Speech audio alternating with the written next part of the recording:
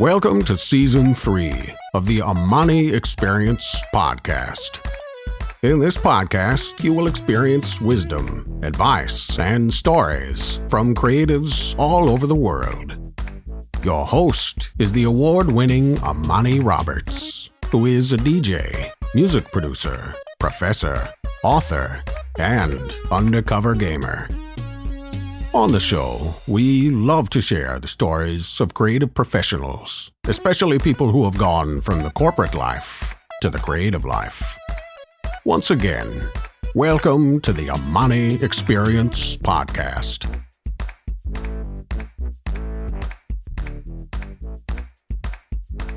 Welcome to episode 145 of the Amani Experience podcast. This episode is another solo episode, and I will review 7 under-the-radar books that you should read.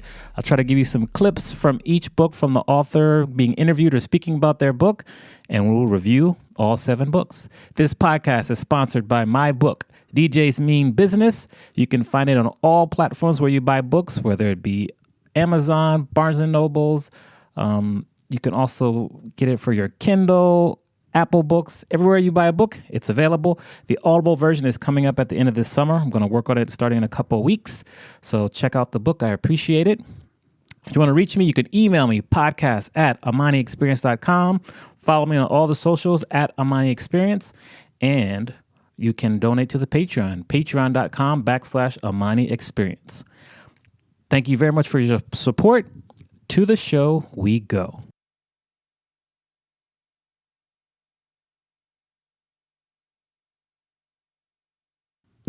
The first book that we will discuss today is Bird by Bird by Lamott. I really love this book because it's designed for writers, just talking about taking things pretty much one step at a time, or bird by bird, as she said. But it can be applied to people who are not necessarily writers, but just trying to do something or accomplish something new, taking things one step at a time.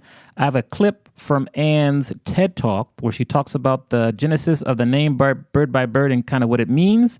Take a listen and then check out Bird by Bird. Number 6. Writing. Every writer you know writes really terrible first drafts, but they keep their butt in the chair. That's the secret of life. That's probably the main difference between you and them. They just do it. They do it by prearrangement with themselves. They do it as a debt of honor. They tell stories that come through them one day at a time, little by little. When my older brother was in 4th grade, he had a term paper on birds due the next day, and he hadn't started.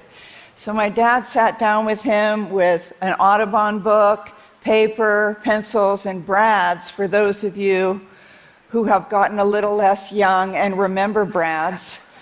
And he said to my brother, "Just take it bird by bird, buddy. Just read about pelicans and then write about pelicans in your own voice. And then find out about chickadees and tell us about them in your own voice. And then geese." So the 2 most important things about writing are bird by bird and really god-awful first drafts. If you don't know where to start, remember that every single thing that happened to you is yours and you get to tell it. If people wanted you to write more warmly about them, they should have behaved better.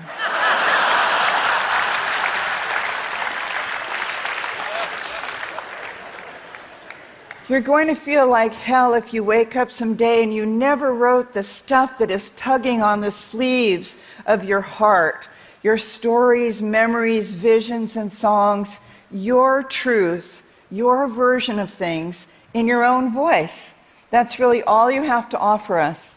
And that's also why you were born.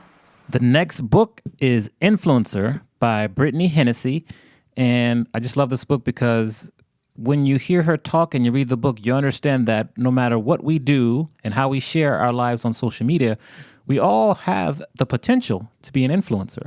I'm going to read you from the back of the book just one of the paragraphs that describes the book. She says, "Every one of your favorite influencers started with 0 followers and had to make a lot of mistakes to get where they are today, earning more money each year than their parents made in the last decade. But to become a top creator, you need to understand the strategies behind the Insta-ready lifestyle. I'm going to share a clip from an interview that Brittany did where she talks about the influencer lifestyle and some other details. Check it out. People think being an influencer is really easy. If it was so easy, though, everybody would do it. It's one of those things, if you want to do it, you can try doing it, but you have to be in it because you love whatever it is you're trying to achieve that's not attached to money. Because you're not going to make money for quite a bit of time. We will end up in a point where like everyone is a little bit of an influencer. Pushing brands on social media is pretty natural because we're walking billboards anyway. When you're walking around with a Starbucks cup, you're advertising Starbucks. So if that's what you drink, why shouldn't Starbucks pay you to post about it on Instagram? Who doesn't want to make money for just living their life? Even for people as they shape their careers, having to have an online personal brand is now essential. Do you see that? Yes. Whether it's an employer or like someone who wants to date you, everyone's Googling you. Content is getting created about you, whether you're in control of it or not. Most people don't even own their own name, like as a .com. That's bare necessity. And then just create content. So if people are searching for you and they want to know who you are, there's lots of information for them to look through and you've approved all of it. There's so many ways to create content that don't require you to do something that's tedious and laborious. It just should be fun. And then you want to have a proper social media presence. Really just figuring out who you are, what's the story you want to tell, and then practice telling that story. Because plenty of people, if you ask them like, what do? They don't actually know. It's like when you go to a networking party and you meet someone and they say, what do you do? And then they stumble. It's like by this point, you should know exactly, just very quick, 140 character summary of what you do. I think just figuring that out and being able to articulate it is key in your personal brand, whether it's online or off. I'm interested to see what your thoughts are on whether or not having a good personal brand helps you earn more money. Absolutely. If someone wants to hire you and you've written a book or you have a lot of press or you're constantly on the Today Show about your industry, something like that, that makes you more valuable because their star rises with yours. And so let's talk about this promotion because I'm more important now than I was when you hired me, so you should be paying me more money. The next book on the list is The Sun Does Shine, How I Found Life and Freedom on Death Row. It's by Anthony Ray Hinton. I'm going to read you a really quick synopsis of the book here. In 1985, Anthony Ray Hinton was arrested and charged with 2 counts of capital murder in Alabama. Stunned, confused, and only 29 years old, Hinton knew that it was a case of mistaken identity and believed that the truth would prove his innocence and ultimately set him free. But with no money and a different system of justice for a poor black man in the South, Hinton was sentenced to death by electrocution. He spent his first 3 years on death row at Holman State Prison in agonizing silence, full of despair and anger toward all those who had sent an innocent man to his death. I'll leave it right there and let you kind of research the best. I'm also going to play a clip that kind of is a trailer from Anthony Ray Hinton himself about the book. I highly encourage you to go out and read it. Today is June 6, 2020. As you know, we're in the middle of a pandemic. We're also in the middle of a huge civil rights kind of uprising. Lots of things are going on, demonstrations, protests all around the world. And so this book, although it was released 2 years ago, I think it should be required reading for anyone who wants to learn more about what's going on, how they can help, and just some of the history that Black Americans have had to deal with in this country. Check out the clip. What would you do if they came for you? What would you do if you was arrested for a crime you didn't commit? What would you do if you passed a polygraph test but no one believed you? What would you do if you didn't have enough money to pay for a good lawyer? If the legal system saw you for the color of your skin, then for the facts of your case? If you had to spend your life in a cell the size of a bathroom? What would you do if you were sentenced to death? How would you survive? What would you do? Who would you become?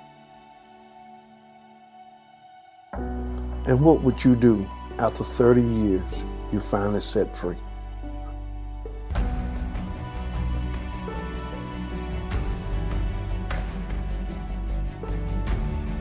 The sun does shine.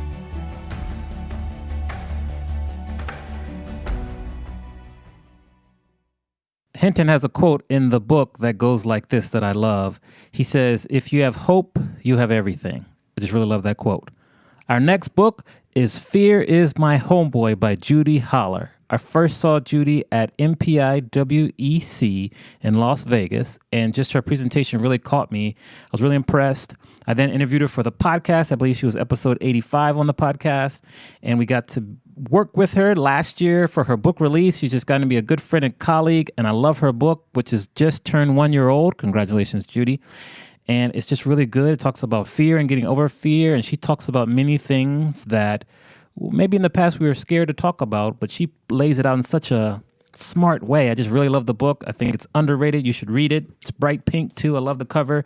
Let me read you the first kind of paragraph of the synopsis and the inside cover. It's time to stop letting fear boss you around so you can start leveling up personally and professionally. This is a book for people who believe that they deserve more. Holler focuses on helping the reader shut down self-doubt so they can start taking action. Judy promises that after reading this book, you'll get braver, bolder, and more confident in your natural-born badassery. I totally agree.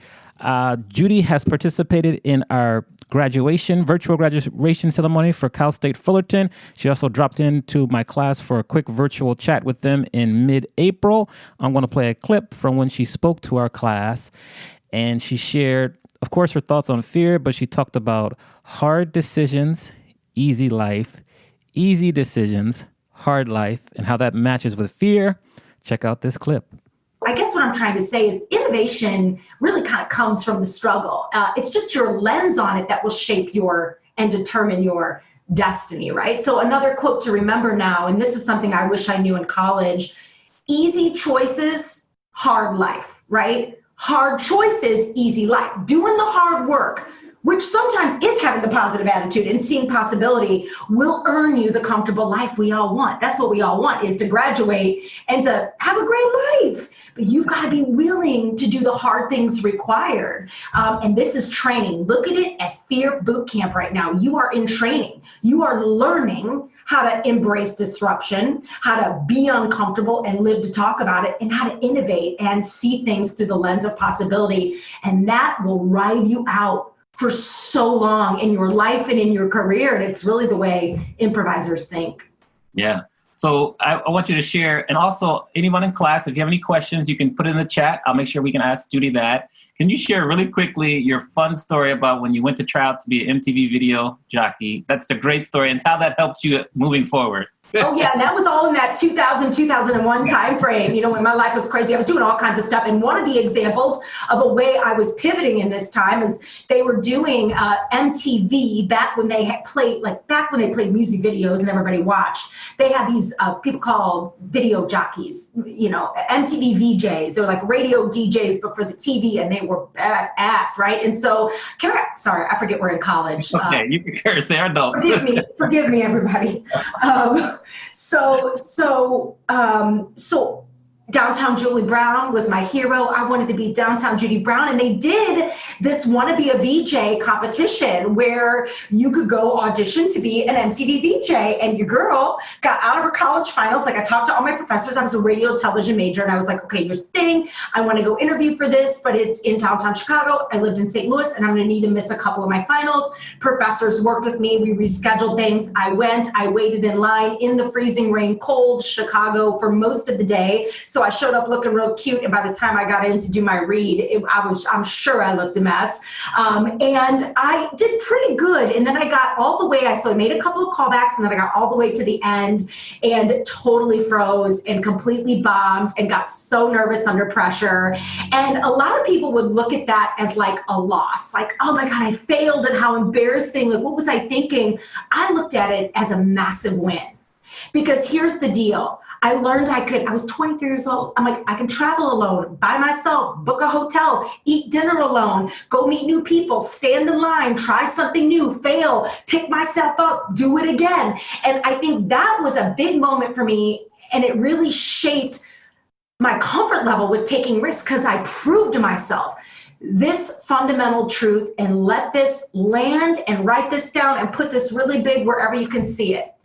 I learned that in life, you are either going to win, which means you're going to win, you're going to become the MTV VJ, Or you're going to learn. You're going to learn that you can travel alone, and you're going to learn that you can do hard things. You're going to learn that you can fail and get up and try again, but you will never lose. You will either win in this life or you will learn, but you will never lose as long as you don't allow yourself to believe that it's losing, right? So a fear boss, that's what we call ourselves in my community. That's what we believe. We believe we're going to go out there and try new things. And in this pandemic and in this time of uncertainty, we're either going to win and really make some big pivots for ourselves that are going to reward us personally and professionally, or we're going to learn some things about ourselves and what home and family and disruption and saving before you spend really means. And to me, you won't lose. You will not lose as long as you don't allow yourself to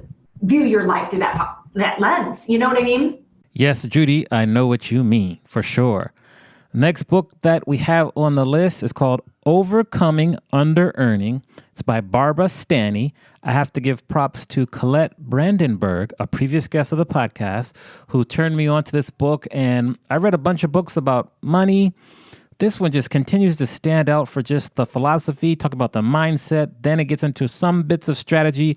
I really like it. You don't hear about it a lot. It's a really, really good book. I'm just a big fan. I'm going to read you from the back cover just so you can get a better perspective. And then I'm going to play you a clip from the author speaking a little bit about underearning. When it comes to money, are you controlled by fear? Do you underestimate your worth? Are you ready to go to the next level but can't seem to get there? If you answer yes to any of these questions, you may be an under-earner. Under-earners are self-saboteurs, hope I said that right, who don't live up to their earnings potential, says Barbara Stanny, a financial educator, motivational speaker, and career counselor. Whether they make $10 an hour or six figures a year, they tend to live paycheck to paycheck and are often in debt and have high tolerance for low pay. Ironically, many work incredibly hard. The good news is that under-earning is a self-imposed condition. By focusing on overcoming it, under-earners will not only earn what they deserve, but live a richer life. With techniques and exercises that have helped thousands of people, Stanny teaches 5 essential steps to financial independence and brings a message of empowerment to all those who chronically undervalue themselves. Let's hear this clip. And a few years ago, I went back and interviewed everyone who had been through that class and wanted to know what exactly it took to go to that next level in your life. And my latest book is Overcoming Underearning. And I want to tell you how I did it, and I want to tell you how these women did it. But first, we have to look at something. First, we have to look at what is an under-earner. An under-earner is anyone who makes less than she needs or desires despite her efforts to do otherwise. You can make 6 figures and still be an under-earner. You can make far less and not be. My daughter is a nursery school teacher. She does not make a lot of money, but she's doing what she loves because it feeds her soul, and she makes enough to meet her needs. She's not in debt. Under-earning is always a condition of deprivation, not just of money, but of time, of freedom, of choices, of joy, and always of self-esteem. So we have to ask ourselves something. Why is it are so many women under-earning? Why are so many of us settling for less than we deserve in all areas of our life? Now, it's true, in part, society is to blame. There is a glass ceiling. There is gender discrimination. There is an old boys network. And it's only been in the last 100 years we've even been allowed to work and keep our income. But that said, the real problem we are having with money is not out there. I am convinced. You know where it is, don't you? It's right in here. As the author finishes that talk, she's pointing to her head at the end of it. That's where she's talking about it's all right here in your head. Next book we have on the list is called Powerful Teaching. It's by Dr. Pooja Agarwal and Patrice Bain. This book, as you know, I am a teacher, and I teach not only at Cal State Fulton, but also teach people individually, group DJ classes. I do a lot of facilitating, so I'm in the teaching mode a lot. This book really helped me access and try some new strategies to help my students just remember more, recall more, really learn. I read it last summer, and I used a couple of the things in my class, specifically retrieval practice and brain dumps, and I had a great effect. The most popular one, in my opinion, that worked the best for students was retrieval practice. And I have a clip where the author talks about retrieval practice, but it was really, really great concept. It was funny at first. Students didn't really like it. They're like, oh, what is this? What is this? But then every week they would look forward to it. They would, almost fight to raise their hand first to go and share. And it really helped to reiterate what we learned in weeks past and carry it throughout the entire semester. All right, let's check out this clip. My name is Pooja Agarwal. I'm a cognitive scientist. So I've spent about 15 years doing research on learning and memory, everything from how people remember faces and names, or trivia facts like in what city the Baseball Hall of Fame is located, which is Cooperstown, to how students remember material that they're learning in class, whether it's reading passages or argumentation. So retrieval practice is a really simple idea, which is when we get information out of our heads instead of putting it into our heads. So if you think about your very first childhood friend, you probably weren't thinking about them until right this moment. And that feeling we have of going back and thinking about something and sort of bringing it up, that's what scientists call retrieval. And a lot of times for students and for us in everyday life, we're so focused on getting things into our heads. So we reread something over and over, hoping it'll sort of stick in our brains.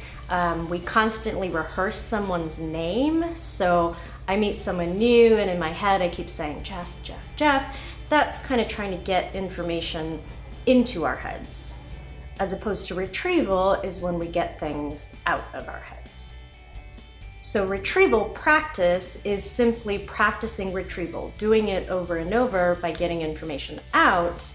And we've shown from a lot of research that simple act of retrieval can boost memory by a lot more than we'd expect, by about 10 to 20%. In research that me and my colleagues conducted in an 8th grade classroom, one example of retrieval practice was to just include 3 brief 2-minute quizzes for these 8th grade students. And all we did was compare 3 quizzes versus the teacher just teaching her normal lesson. And what we found was at the end of the chapter, so a few weeks after the quizzes, by the end of the semester, and by the end of the school year, there were still significant benefits from just those 3 quizzes. So that very simple, quick retrieval practice actually raised students' grades from a C to an A. And there's been a lot more research, especially recently, looking at just the simple benefit for older adults, younger adults, children, where it can be less than 1 minute, is just to think and bring information to mind. All right. And the final book on our list is actually my book, my new book that just came out almost 2 months ago. April 14th is the book's birthday. The book is DJs Mean Business. One night behind the turntables can spin your company's success.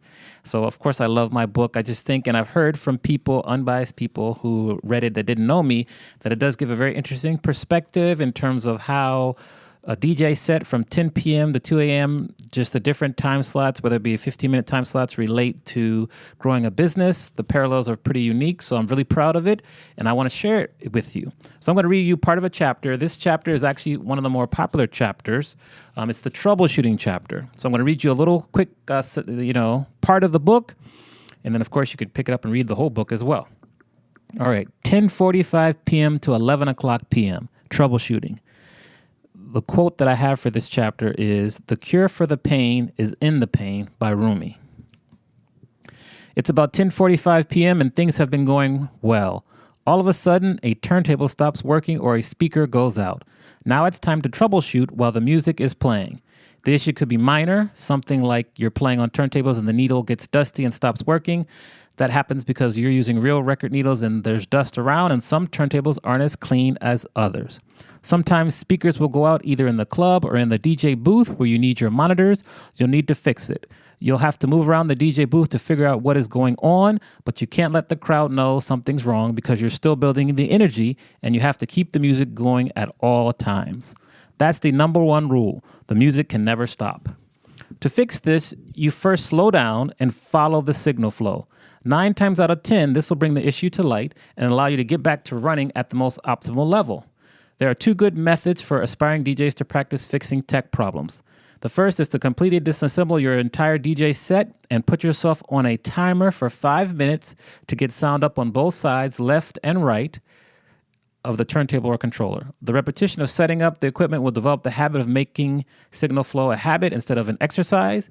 The second method is to continue this exercise with a fellow DJ colleague with the goal of trying to stump each other, as you will have the timer still in effect. The 2 DJs will go back and forth, unplugging different wires, activating unnecessary features on the mixer or turntables, and trying to confuse the other DJ. This exercise is very valuable and fun because it always forces the DJs to think outside the box when it comes to researching and correcting problems. We used to do this at Scratch Academy when I went there for school, and it was very, very valuable. Okay, so here's a story that I'm going to share that's based off of troubleshooting. I recall a time period when I was DJing for a newer club in Beverly Hills. We experienced a brief power surge, and this temporarily knocked out all sound and lights. When I realized that the club was completely dark for a few seconds, I quickly went into emergency mode. Before the power came back on, I unplugged the USB connection from the mixer to my computer as well as my power cord. The power came back on and the mixer cycled back to being on. As I restarted the computer, I grabbed the vinyl record from my bag and put on a song so we could get some music going. This worked well as the front 4 speakers started playing the music, which put the crowd at ease and saved the vibe that I was previously building. To my horror, however, the monitor and 4 additional speakers, including the subwoofer, were not working anymore. This was a huge issue as the club was without sound in some parts and no bass at all on the dance floor. We need the bass for optimal dancing conditions. I saw the bar manager working furiously at the house sound controls to no avail, and the stressed look on his face was deepening as the seconds ticked by. As the record I initially put on was more than halfway over, I was able to restart my computer and connect it back to the mixer via USB. The song Rapper's Delight by the Sugar Hill Gang is a good song to keep in the back of your pocket for moments just like this. The song is almost 7 minutes long. It is recognizable enough and people enjoy a quick old school hip hop flashback. Therefore, the crowd will usually stick with it for a while. This song will play on and will allow you to take an extended amount of time to try to figure out and fix things. I dropped this song, exited the DJ booth, and headed to the front 4 speakers. I turned off the speakers and unplugged the power cord from one speaker, turned down the speaker volume to avoid popping when the speakers came back online, and waited 15 seconds. I did that for each speaker. I plugged the power back in and slowly increased the volume on each speaker until I heard music. It took about 5 minutes overall, but we had full sound up except for the monitor in the DJ booth. By the time I got back to the DJ booth, I was able to mix right into the next song and then get to work on fixing the monitor. The same strategy I used for the additional speakers worked on the monitor, and we were back in business. Although the time elapsed was approximately 8 minutes, the audience only experienced about 20 seconds of no music, which was a great recovery. At the end of the night, the bar manager was especially appreciative for my quick thinking and assistance in fixing the problem. That's a quick snippet from the book, The Troubleshooting Chapter. There are lots of other chapters in there that have great information. One of my favorites is the chapter when I talk about my story in Miami at the club Jazzid, as well as the chapter that discusses nostalgia and how I like to mix in slow jams for my sets. Check it out. I'll leave a link to the book in the show notes. That is it for the show. I really appreciate you listening and following along. I'll put links to all 7 books in the show notes, as well as links to some of the talks that I also reference inside of the podcast. Thank you very much for listening, and I look forward to seeing you next time. Take care. Thank you for listening to the Amani Experience podcast. You can check out the show notes on amaniexperience.com/podcast. Please remember to leave us a review on the platform you are listening on, and share this podcast with anyone who you feel would benefit from listening. See you soon for our next episode.